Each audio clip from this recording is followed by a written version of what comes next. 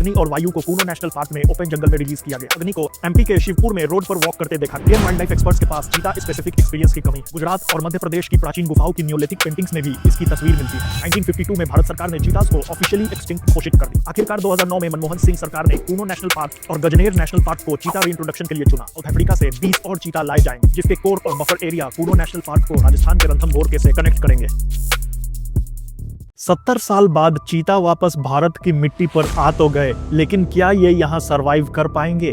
क्या भारत के पास इनके लिए रिसोर्सेज है, या प्रोजेक्ट चीता एक और अधूरा सपना बनकर रह जाएगा? ये प्रोजेक्ट अब सिर्फ मध्य प्रदेश के कूनो नेशनल पार्क तक सीमित नहीं रहेगा। 2025 में मध्य प्रदेश और राजस्थान मिलकर 17,000 स्क्वायर किलोमीटर का एक चीता कॉरिडोर बनाने की तैयारी कर रहे हैं। साथ ही अगले 2 महीनों में साउथ अफ्रीका से 20 और चीता लाए जाएंगे, जिससे भारत के जमीन पर चीतों की संख्या 44 हो जाएगी। चीताज दुनिया के फास्टेस्ट लैंड एनिमल है, जो सिर्फ 3 सेकंड में 0 से 100 किलोमीटर पर आवर की स्पीड तक पहुंच सकते हैं। लेकिन आयरनी यह है कि अब वो एक्सटिंक्शन के थ्रेशोल्ड पर है।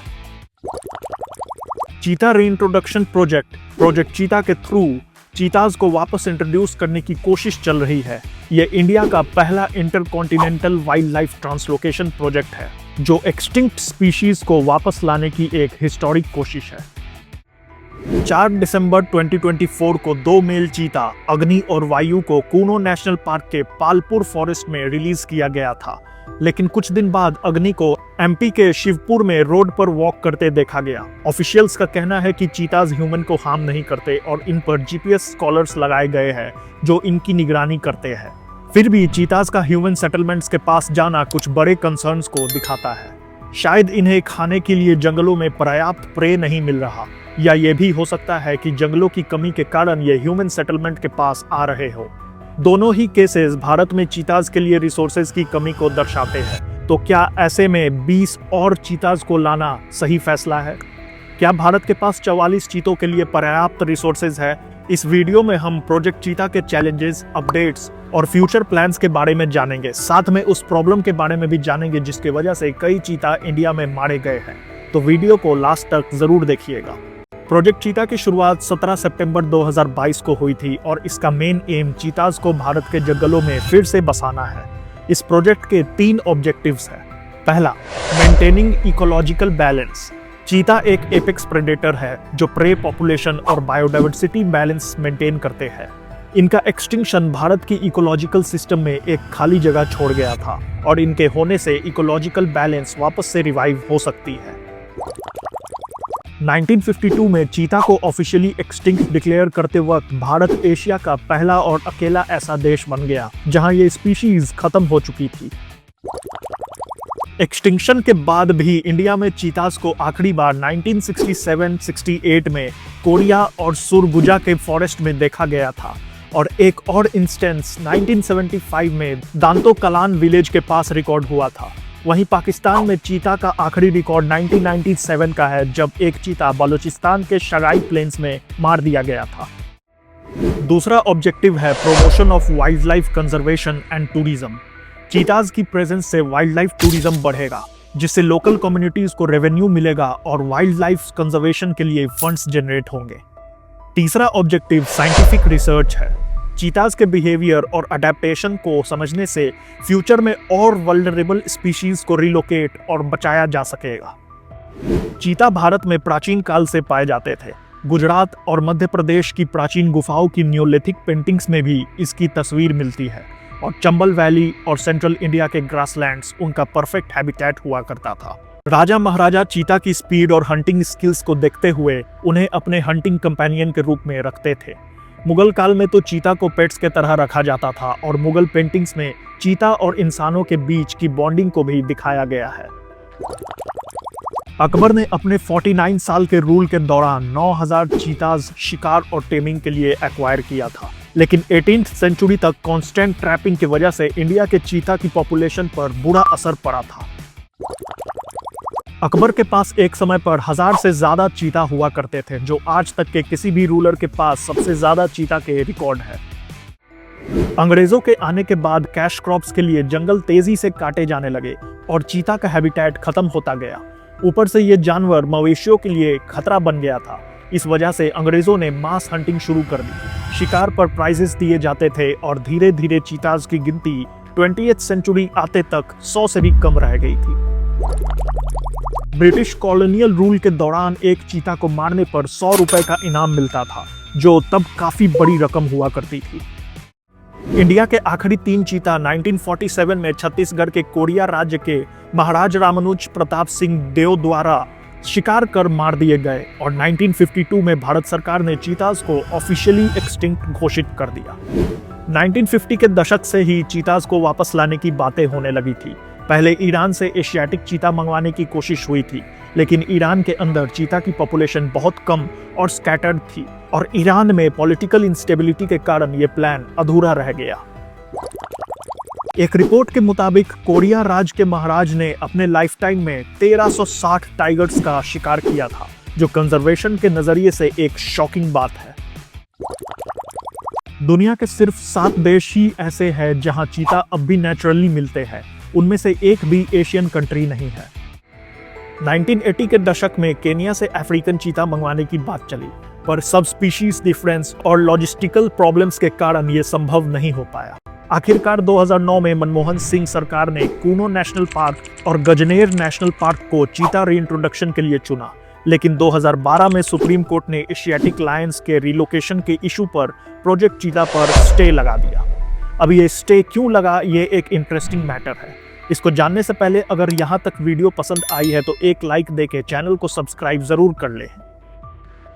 2012 में सुप्रीम कोर्ट में एक केस फाइल किया गया था जिसमें यह कहा गया कि 2009 में जो एरियाज चीताज को रीइंट्रोड्यूस करने के लिए चुने गए हैं वो वही एरियाज है जहां 1993 में एशियाटिक लायंस को गिर से रिलोकेट करने के लिए चूज किया गया था। सुप्रीम कोर्ट ने पहले प्रोजेक्ट चीता पर स्टे लगा दिया और गवर्नमेंट से national board for wild life से इन एरियाज में चीताज लाने की परमिशन लेने को कहा। डॉक्यूमेंट्स की कमी के वजह से 2013 में सुप्रीम कोर्ट ने प्रोजेक्ट चीता पर रोक लगा दी और चीताज को अफ्रीका से इंडिया लाने को मना कर दिया। कोर्ट ने यह भी कहा कि चीताज को लाने से पहले प्रॉपर साइंटिफिक रिसर्च होना चाहिए। साथ ही गुजरात के एशियाटिक लायंस पर मोनोपोली खत्म करते हुए उन्हें कूनो पालपुर फॉरेस्ट में रिलोकेट करने को कहा। 2017 में नेशनल टाइगर कंजर्वेशन अथॉरिटी ने इस 2013 के डिसीजन को रिव्यू करने के लिए सुप्रीम कोर्ट में एक एप्लीकेशन फाइल की। एनटीसीए के एडवोकेट्स ने कोर्ट को बताया कि उन्होंने सारी फिजिबिलिटी स्टडीज और national board of wild life से परमिशन ले ली है। कूनो नेशनल पार्क और दूसरे प्रोस्पेक्टिव एरियाज का scientific analysis wild life institute of India और wild life trust of India ने किया है और IUCN से भी चीताज को रिलोकेट करने की परमिशन मिल गई है।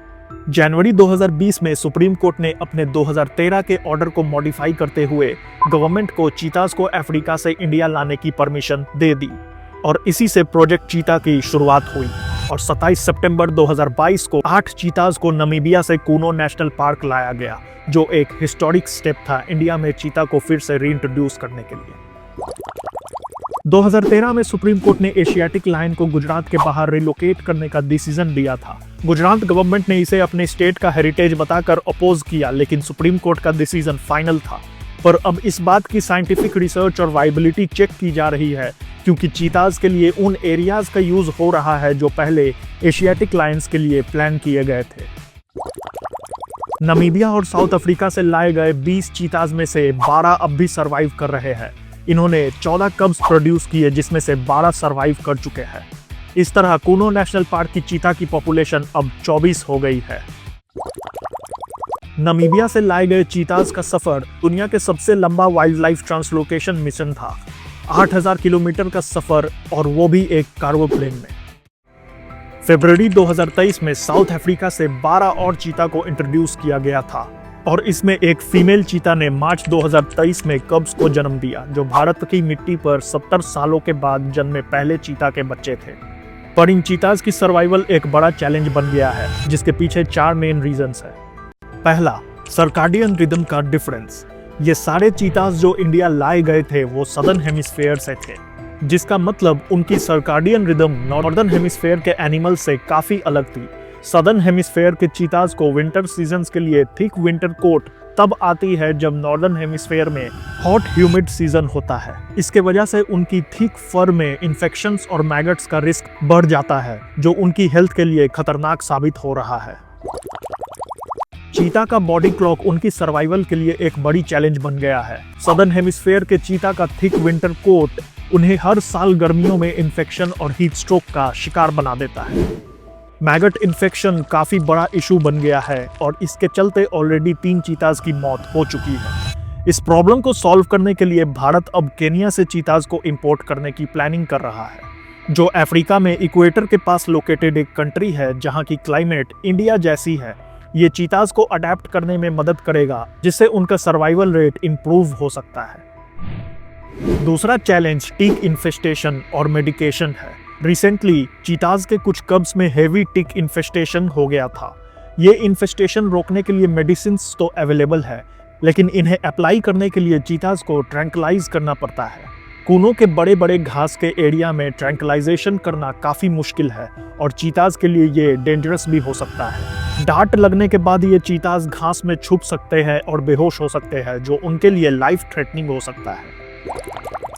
अफ्रीकन चीताज की स्किन का पीएच लेवल अलग होता है, जो इंडियन टिक्स के लिए एक परफेक्ट ब्रीडिंग ग्राउंड बनता है। ये एक ऐसी चीज है जो पहले किसी रिसर्च में रिकॉर्ड नहीं हुई थी।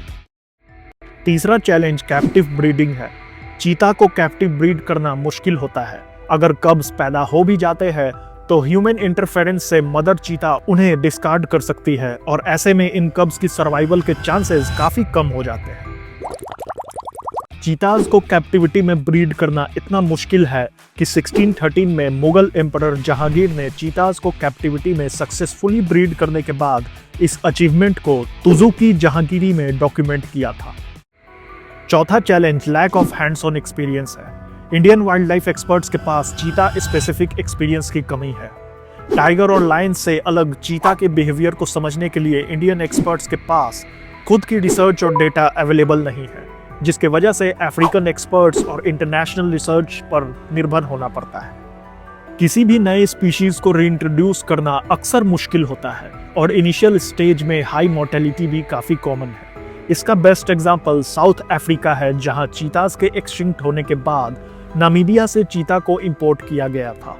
ये दोनों कंट्रीज एक दूसरे के आसपास है और दोनों का वेदर भी सिमिलर है, लेकिन फिर भी साउथ अफ्रीका में चीताज को सक्सेसफुली रीइंट्रोड्यूस करने और उनके पॉपुलेशन को स्टेबल करने में 20 साल का वक्त लग गया। और आज साउथ अफ्रीका के पास चीताज सरप्लस में है और वो अब उन्हें दूसरे देशों को भी प्रोवाइड कर रहा है। नामीबिया को आज दुनिया का चीता कैपिटल कहा जाता है, जहां 3500 से ज्यादा वाइल्ड चीताज है, जो पूरी दुनिया की वाइल्ड चीता की पॉपुलेशन का 30% है।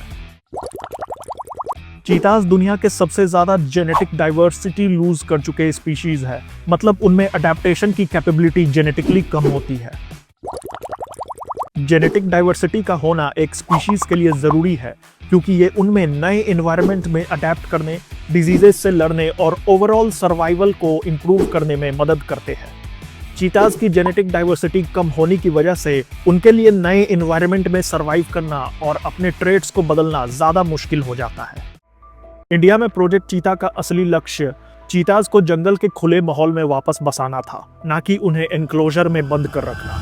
पर इस सपने को सफल बनाने के लिए उनका एक वास्ट और नेचुरल हैबिटेट होना जरूरी है, क्योंकि चीताज दूर दूर तक माइग्रेट करके अपनी टेरिटरी और प्रे एस्टैब्लिश करते हैं। इसी वजह से 2025 में मध्य प्रदेश और राजस्थान साथ मिलकर चीता कॉरिडोर बनाने की प्लानिंग कर रहे हैं, जो दोनों स्टेट्स के कई नेशनल पार्क्स को एक साथ जोड़ेंगे।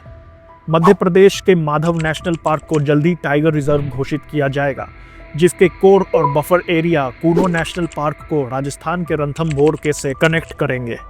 ये कॉरिडोर सिर्फ चीताज के लिए नहीं बल्कि पूरे इकोसिस्टम के लिए एक गेम चेंजर साबित होगा। साथ ही कूनो नेशनल पार्क के एग्जिस्टिंग 1235 स्क्वायर किलोमीटर्स को एक्सपैंड करके 1700 स्क्वायर किलोमीटर्स तक बढ़ाया जाएगा, ताकि चीताज को और ज्यादा स्पेस मिल सके।